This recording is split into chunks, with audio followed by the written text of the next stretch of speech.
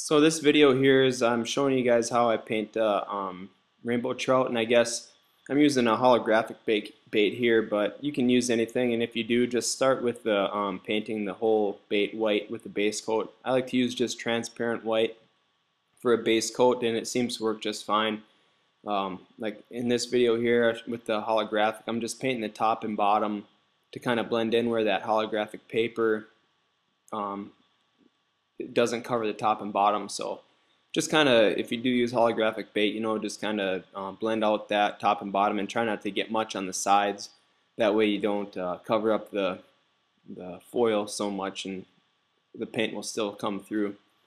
So another thing is too, I like to have good reference photos. So if you find just Google Images and print off some reference photos of what you're going to do, it can go a long ways.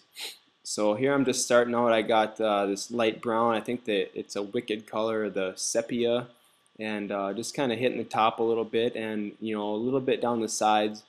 So just don't go overboard. And this color goes on pretty thin too, so it's hard to really make it cover. But I got a new camera here too, so I'm kind of trying to figure it out as I go, I guess too. So don't mind the shakiness and the zooms, but it's a lot better than what I was using before. So now here I'm just going on the sides with just flamingo pink is the color actually from Createx. It's a transparent color, so just kind of go along the sides, kind of blend it in with that light brown on the top, and there's a spot here I'll go on the bottom side of the bait too, on the belly with the pink. I guess, like I said, if you got reference photos, it definitely helps. So, and you can modify it to whichever colors. If you got more browns or greens, I'll add a little green to the top too here eventually, but whatever you guys want to do. I mean, you don't need to add the pink to the bottom either. So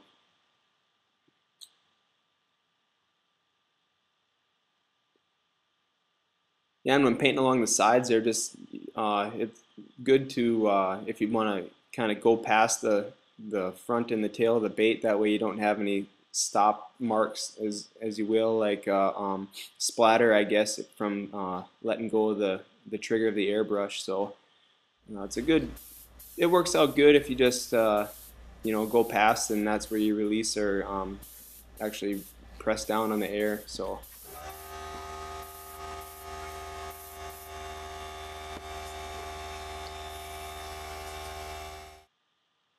here now I'm going just lightly on the top with this, it's kind of a mossy green color. It's one I've mixed up on my own, so I don't even really know what's in there. I don't know, that's the fun part about making colors, is just kind of start adding colors and you don't know what you're going to end up with. So I guess any green would probably work, as far as what you're after. But so here for the dots and black dots on the side, I got a stencil. The same stencils I sell, that I got that ready to go.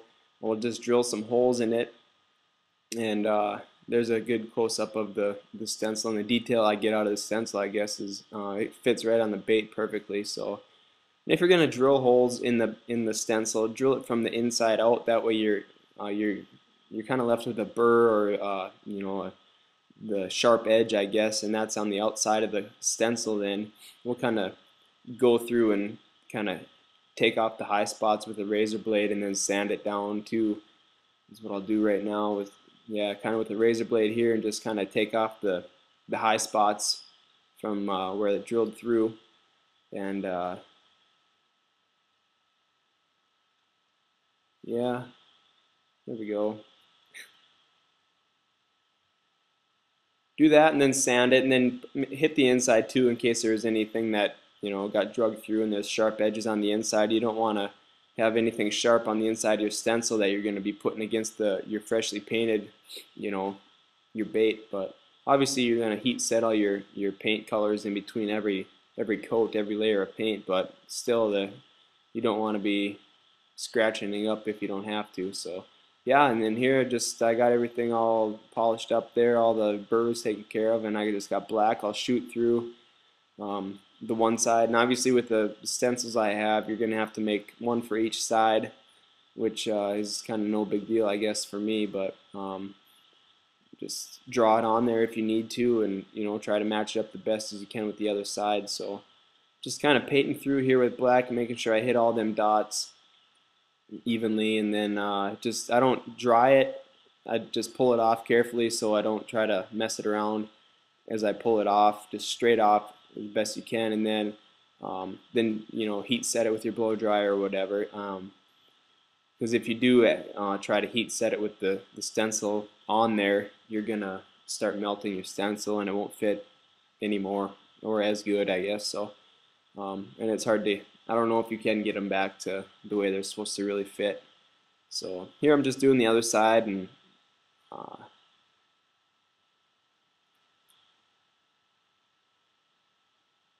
pop it off here and see what we're left with.